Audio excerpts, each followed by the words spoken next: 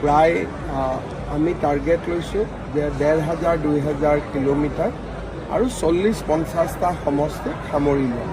কিমান শিক্ষা বিভাগতো আৰু বেলেগ নিযুক্তি এতিয়া নাই। 4,500 এটা এপইণ্টমেণ্ট আছে আৰু এটা স্পেচিয়েল ৰিক্ৰুটমেণ্ট এটা ড্ৰাইভ আছে, হৈ যাব এইবিলাক।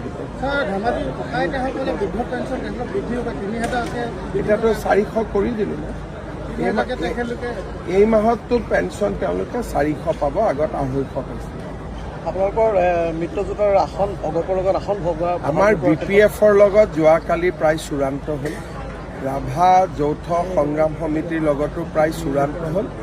AGPৰ লগত 10 তাৰিখৰ আগতে আমি চূড়ান্ত কৰিলোঁ।